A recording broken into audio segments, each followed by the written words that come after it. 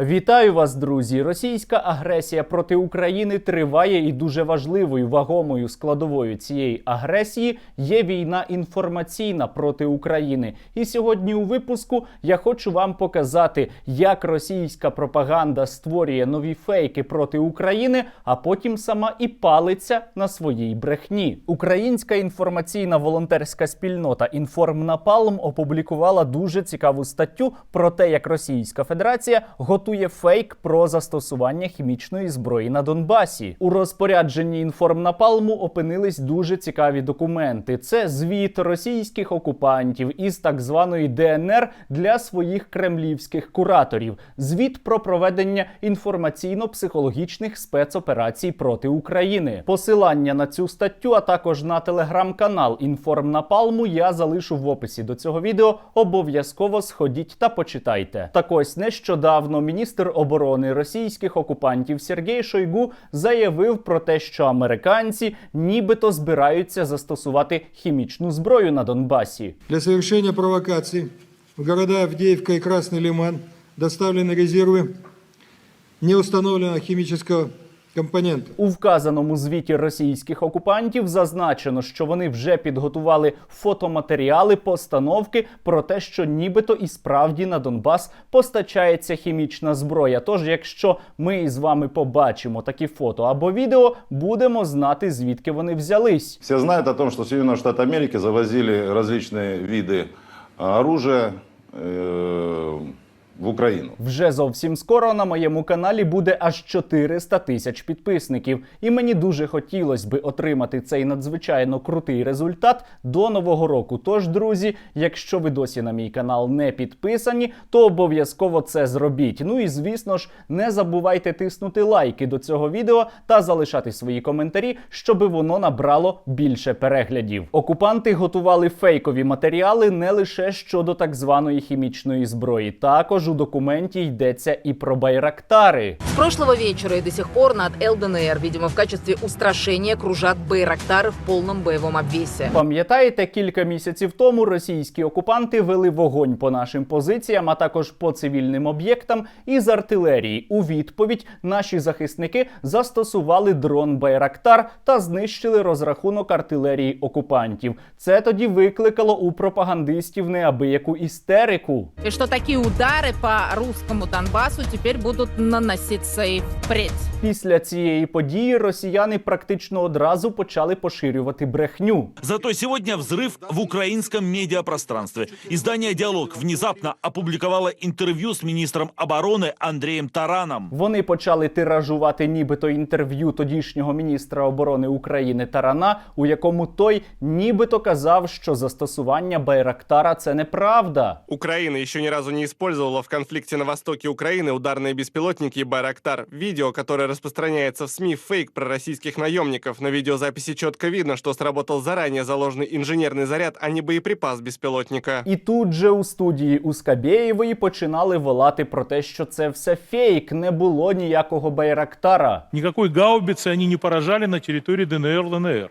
Это фейк. Он запущен то ли съемки происходили под Харьковом, то ли, как говорят, вполне возможно, это вообще кадры Карабахской войны. А тепер найцікавіше. Ніякого інтерв'ю міністра оборони Тарана виданню «Діалог.UA» не було. У тому самому документі російських окупантів зазначається, що вони спланували цю інформаційну операцію, що зламали сайт «Діалог.UA» і там опублікували фейкове інтерв'ю Тарана. Зараз на сайті немає тієї фейкової статті, зате є повідомлення про те, що сайт «Діалог.UA» було зламано і там було опубліковано фейкову публікацію. Надули.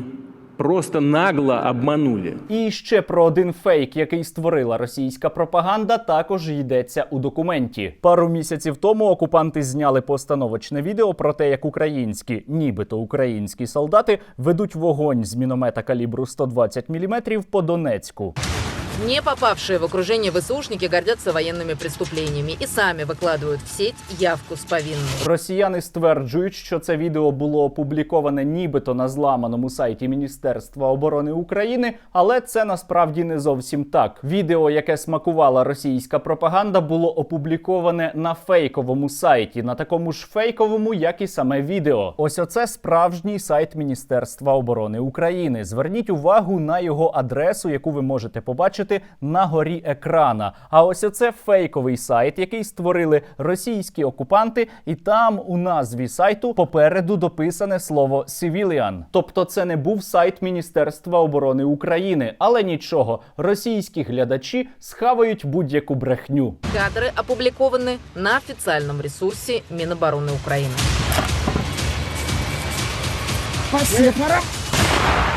Російська пропаганда настільки тупа та недолуга, що навіть пропагандист Попов тоді у студії дивувався. Да, такие вот русскоязычные бандеровцы. Але це не все. Російські окупанти також розповсюджували брехню проти України і щодо теми про входження Збройних сил України у село Старомар'ївка, яке розташоване у сірій зоні. Сообщалось, что бойцы ВСУ врывались в дома, люди прятали свои документы, паспорта ДНР и России. Цікаво, а розіп'яті хлопчики там поруч іще у той час не пробігали? Так ось, окупанти зняли, а потім опублікували відео про те, як нібито українські військовослужбовці звертаються до президента Зеленського. Пане Зеленський, не восприйміть нас як там предателі. Но ваші понти не стоять нашої життя. Практично одразу після тієї публікації відео стали тиражувати і у Скабєєвої. Ми знаходимося в Старомар'ївці, в низині.